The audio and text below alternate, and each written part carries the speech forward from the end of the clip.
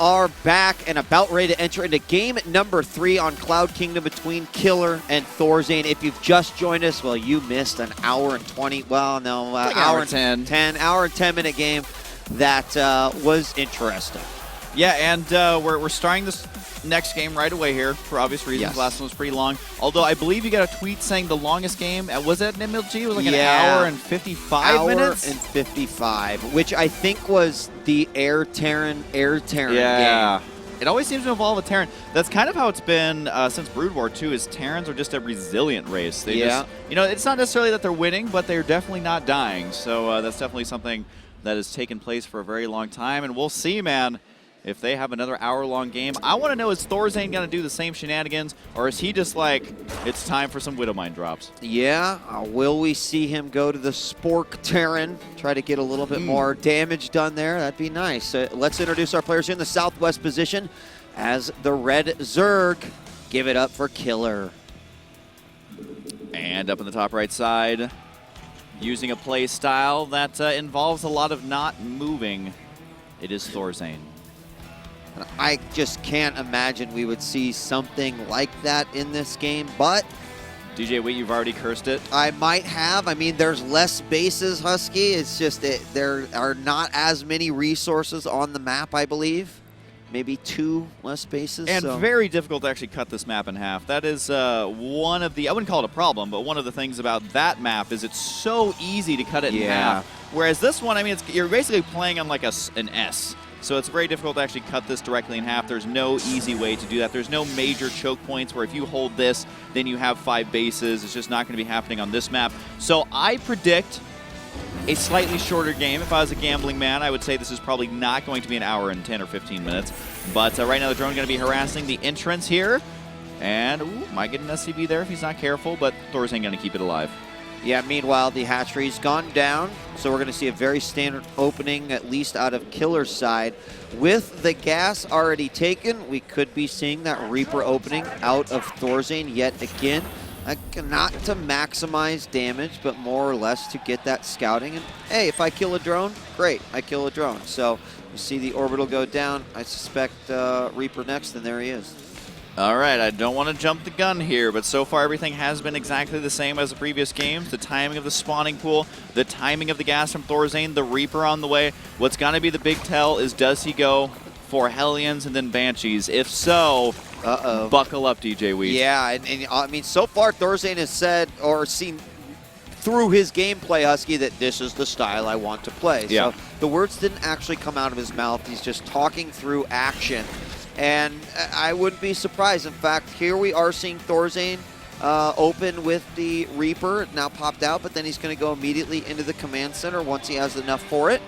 And Killer has taken this gas and already working on his first 100. All right, 2 Lings on the way now. Does he decide to go for 4, which is what we've seen so far versus the Reaper? I think he's just going to stick with 2 here, actually, and see if he can hold it off just fine. Notice how he doesn't have any drones at the expansion this time. I think he learned his lesson from the last game, just popping out 1 right now. There's the 2 Lings right there. Actually getting some decent hits off, all things considered. The Reaper will eventually be able to clean those up, and he's trying to go for a drone. Every shot on those drones is quite nice there to try and be able to deal with it, but going to keep that Reaper alive for now. The expansion going to be going down here for Thorzain. And, uh-oh, it's a factory. It is. We're pretty much going to see, I think, exactly the same thing. But, Rotoran, by the way, which is slightly different there. Sorry to interrupt. No, that's good, because based off the gas, he hasn't gotten speed yet.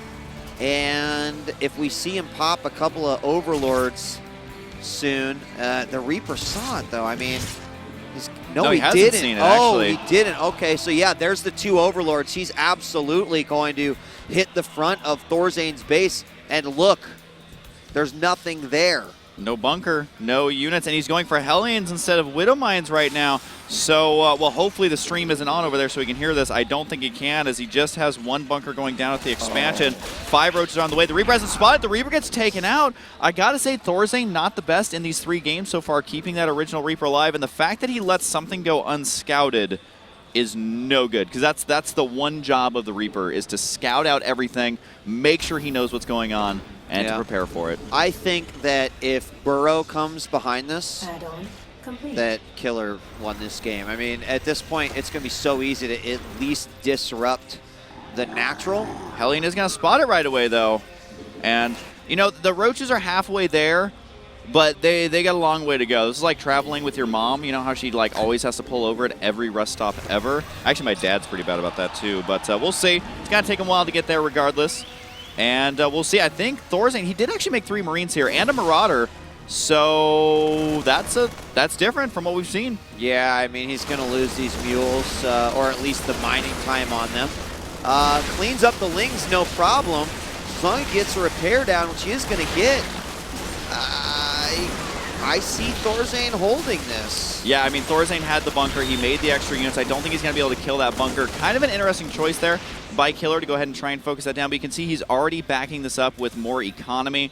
And I got to say, I'm kind of surprised. Thorzain actually going to be going for Medivacs, going to be going for Marine and Marauder here, and is definitely spicing this up. Now, he is supply blocked here quite heavily, I might add, which is delaying those productions. He's not going to be able to make any more Medivacs here for quite some time. And he actually threw down a supply drop because that's how bad that supply block was. Yeah. Yep, don't see that very often, and I think he was just a little bit too focused on killing off these roaches, which you might be able to chase them all the way down. And what does Killer do at this point? Does he expand? Does he keep defending? Does he tech?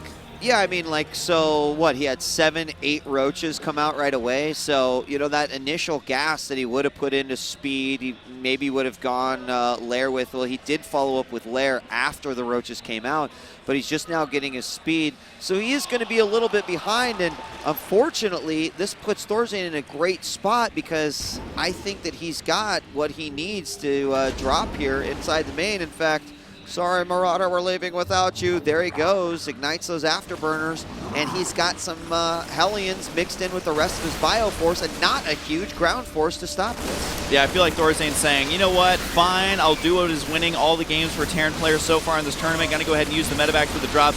Nice micro there, picking up the weakened units and re-dropping them behind the mineral line. He might be able just to steamroll his way to a victory right now. He's ahead in supply, doing lots of damage right now. Are you kidding me? Like, look at this guy. This is a totally different Thorzain now. The more Lings do come out, but he actually took out all that ground army, a queen, I believe, only a couple of workers. But what is left over in that medevac? There was actually, you know, probably a full medevac's worth of units left over. Yeah, about double efficiency there on the units lost, which is not a good sign, especially since it's 2 base versus 2 base. I mean, that is not good for Zerg players, no matter how you slice it. We do have the Aspire on the way, which I'm kind of curious to see if this actually works out. Whoa, those units just disappear as they all load up in those medevacs, scoot on out of there. Very rarely can things outrun Zerglings, but man, those speed medevacs sure try. Spire seems to be great here to stop the drop potential out of Thorzain. Unfortunately, the Spire is going to yield 7 mutas, and then the gas, you know, the gas is gone at this point until he gets more. So off of 2 base, that kind of concerns me a little bit. The 3rd base just went down, and you know, it's a big commitment. I mean, it's probably not the position he wants to be in, but based off of how he opened, I feel like this is what he, you know, because drops were the one thing that Thorzain was like, well, you kind of messed that up, and I killed all your roaches and your slowlings, so you're going to be vulnerable in your base. If you could shut that down, gives him that time to sort of rebuild and recover from that. Yeah, I think you're right. And Thorzain knows this is coming. He's already got the missile turrets up. Doesn't have that many Marines. That's why he's continuing to produce some right here. So the Mutalisk could actually kill the Marines in a direct engagement right now. I don't know about with the Medivacs there, but going to be going in there, takes out a Widow Mine, and does get out of there. I think the Overseer ate that first Widow Mine hit. And you're noticing with Mutalisk harass now, you have to bring an Overseer, because if you fly in there with a couple of Mutalisks, they're all dead instantly. Yeah, it's not a pretty sight either, especially if you just see it, you know, all of a sudden your big giant clump of mutas die. Right now, the round of 16 has, of course, begun. Leenock versus Innovation currently going on. Innovation leading 1-0, and I really like Leenock's style of play. I think as far as Zergs are concerned, he's definitely one of the contenders for doing well, but Innovation seems to be wanting to shut that down. Yeah, I definitely think Innovation is going to be one of the players to watch out for in this tournament, playing so well already. But regardless, the Mutalisk is going to be moving out and trying to intercept some mutas. We'll get a... Nope, remember, they're fast. Can Mutalisk actually catch that? I guess they can wait for the energy to run out. Right. But they're also chasing an empty... Medevac, yeah. Medevac. He's got to be like, man, it's so much. That was the decoy one. I always love the drilling claws upgrade. It kind of looks like a pair of needle nose pliers. Yes. I don't know why that cracks me up every time, but that does mean that those Widow Mines will burrow in 1 second as opposed to 3 seconds, as they normally do. And Thorzain getting a little bit sloppy here with his units. Those were some random Marines, random medevacs out in the center. And we've already seen that if you give Killer a little bit of room, he's going to be able to do a lot of damage. And this is now technically a best of 3, or essentially a best of 3, technically isn't the correct word. But anyways, that means that whoever wins the next 2 games wins. So you've got to be super duper careful right now. +2/+2 on the way. Yeah. And we'll see. I mean, he's upgrading his Mutalisk, which is kind of interesting to me. Yeah, it says that he at least wants to commit to that, as well as he's getting melee, Zerg melee, and of course Carapace helps across the board, but kind of says that he wants to play some sort of Muta, Ling, Baneling style. Which is perfectly acceptable. I mean, it's been tried and true for quite some time. We don't have, or do we rather? Let me check before. No, we have 0 tanks out. So 7 Marauders, 28 Marines.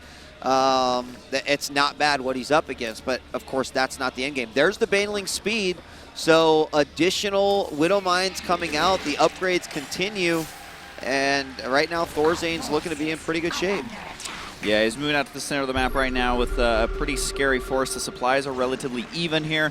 If our Zerg player Killer can get up this 4th base, that's going to be great. But Thorzain getting up his own 3rd relatively quickly means that Killer's going to have to go for a 5th base here pretty darn soon, just to try and get himself kind of in the lead right now. But the Mutalisk still continuing to just be active on the map, even going to be using Changelings right now. But overall, I mean, these players, their playstyle seems to be very passive against each other in this matchup, which is why we're starting to see these longer games. I mean, Thorzain has all but stopped doing drops, and that's a lot of Banelings. Yeah, it is a lot of Banelings, and speed is about to complete. Burrow, I assume Burrow, right? Does he have Burrow? No, he does not. Yikes. No Baneling landmines for you. Yeah, exactly. It seems like actually a critical piece of that puzzle that's missing. But and 9 more Mutas right now, so he is going to go, as you predicted, Zergling, Baneling, Mutalisk, which is a good style, but really relies on engaging the army in the center of the map, getting a nice sandwich, and being able to harass with those Mutalisks when possible. There's going to be a drop over here at the natural. Not sure if it's going to be doing a lot of it. They did have a couple of kills there and forcing some static defense. Also saw the more Mutalisks popping out, but now Thorzain, he's doing what Terran need to do here, which is split up this army, get good map presence, and start pressuring that 4th. Yeah, that 4th is going to be it's going to be hard to defend too, especially with these Widow Mines coming out just a little bit. A tank or 2 here would be phenomenal up on that high ground. Right. The Widow Mines, I don't believe like they are necessarily enough, but also, well, there's not that many Marines. They're going in for it. He really needs these Widow Mines to connect, but no, most of them going on top of that Overseer. And these guys are going to live. Medevac's still there, but not enough Marines, unfortunately, to take care of things. The Mutalisk doing a great job there. Going to be cleaning that up. He is now ahead in supply. Overall units lost. Definitely going to be favoring our Zerg player after that engagement. A couple Widow Mine hits, though, could turn these things around. Good use of the Overseer there to actually spot that. It's so tough going against Widow Mines, remembering where those Widow Mines are, and I think he's going to go ahead and take out that Widow Mine. Oh, can the Mutalisk spot that? They're so close. Might actually get hit by that Widow Mine. Oh, whoa, where did that go? It went after the Zergling. What? How did it go that far? I actually don't understand. What happened? That was. Did we get it? Dude, what was that? What happened? One time, a Widow Mine in the game last versus Stefano. Stefano had like 20 lings and he split them, and it just happened to go after the split that had 2 lings in it. I just don't understand. I don't know, but here comes some Banelings right now. Going to be doing some decent damage, but with the Marauders there to absorb those, not getting maximum efficiency out of that. Still about even supply. Both players streaming reinforcements over to this one location over here, having the ebb and flow of these armies just pushing against each other. It's kind of like that scene in Harry Potter where they're shooting their lasers at each other. Their magic spells, I suppose I should say. But he's going to try and push down here. But Ultras are on the way, and they've got some mighty fine upgrades. They do, and that's actually scary based off of what we're seeing now. Yes, 3-3 bio. Yes, these Widow Mines, but once the Ultras come out, you've seen just how brutal they can be now. And I cannot believe the amount of Widow Mines that are coming out here. But he's having a hard time baiting his opponent into him, I feel like. Yeah, the Zerglings are trying to manually detonate those, but the Widow Mine's not taking a bite. Remember, it takes 2 seconds for them to activate. If the units die too quickly, then you don't waste that Widow Mine shot. We do have chitinous plating on the way for those Ultras, going to be giving them a little bit of additional armor, plus the 3-3 nearly wrapped. Actually didn't start the 3 melee, just going for the Adrenal Glands upgrade. This base is highly under threat, though. Here's the Ultras right now, ready to go. I think he should have waited for a second for that chitinous plating to finish, but he says no, now's the time. Might be able to crush through this. Widow Mine's actually not that great versus Ultralisk. Even though they take the full damage, it's just not enough to bring him down. And I can't believe he did that without waiting for chitinous plating. Yeah, but he managed to at least make it work. Cleared out most of those Widow Mines now, but the stutter step of these Marines is going to be enough to at least do some damage to the Mutas. Maybe even getting some Widow Mines behind them would be very beneficial.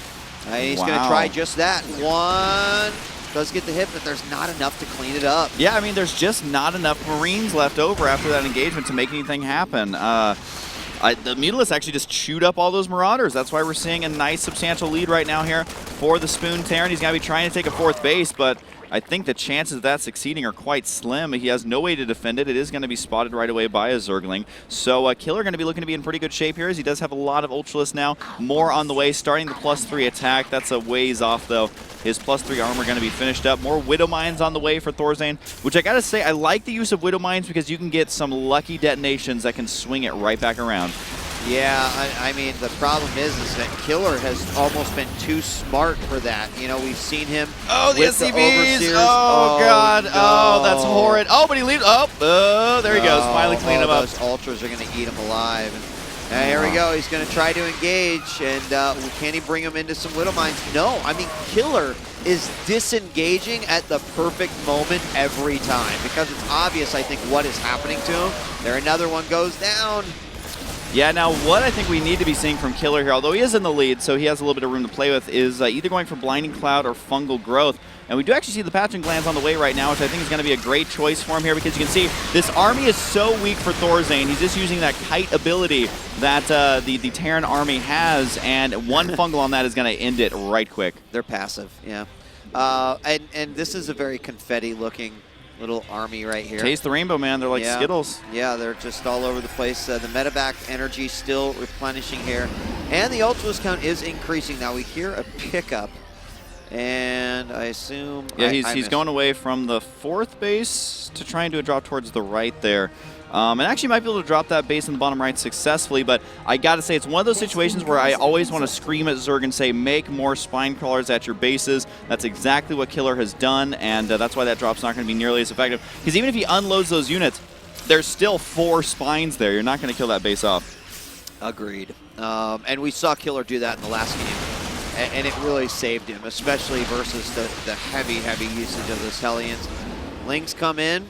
Immediate afterburners for Thorzain, but unfortunately the Mutas catch it, and it will be doing nothing. I feel like Thorzain kind of buying some time to reestablish a defense. Yeah. Remember, he did look to be behind for a majority of the previous game, only to kind of bring it back. But he isn't, you know, do we have battle cruisers coming out now? You know, what is that end game? Yeah, he's got to add something else in. I mean, Marine Marauder Widow Mine is pretty good, but it only gets you so far. It's kind of like the old school just Marine Marauder, where it's very good, say, versus Protoss for a long time, but eventually you have to start mixing in Ghost or something else to try and do additional damage here with the army. But I don't know if Thorzain really has any options here. He's got a little bit of money in the bank. He's got a lot of supply, but he doesn't have that many bases. So if he's not able to clean up any of these bases from Killer, Killer is going to get that bankroll and be able to sacrifice an army here or there. Looks like, you know, Thorzain's starting it off right. Looks like he might be able to take out this hatchery up in the top left. Boom, a couple of Ultralists kind of move into that 3rd base. The Widow Mine set up nicely to take that out.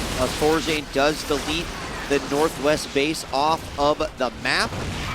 We're going to see Killer still spread out, but very intelligently to take care of everything that Thorzain is currently deploying against his opponent.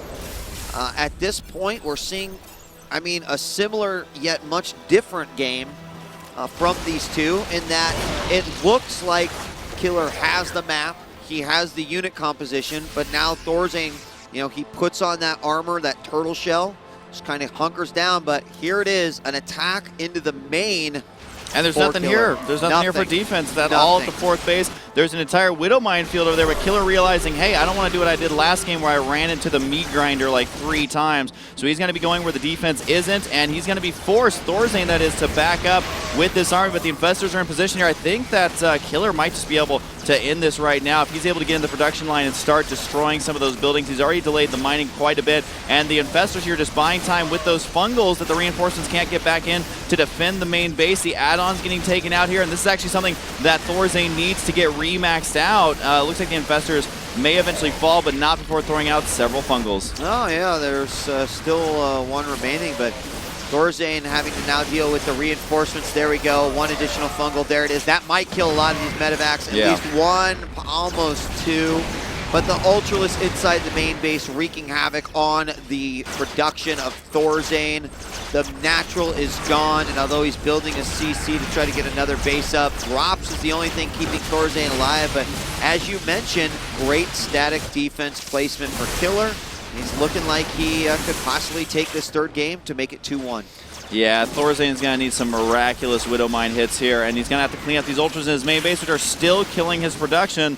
So like I was saying, I mean, he could end the game right here. There was a miner drop going on the left side. That got cleaned up. There's another drop going on at the natural. Not that there's anything to kill here. Maybe a couple of drones at best. The Ultra's moving in on the only mining base that is really left for Thorzain. He's got one other mining base, but just not a lot of workers there. Down goes the Planetary Fortress, and we're not going to be seeing an hour-long game here, I don't think, because unless this drop in the bottom left can kill the entire base, I think Thorzain is going to have to tap out here. Not a whole lot left on the production front. That's what he needed. All those mines are actually in front of the base.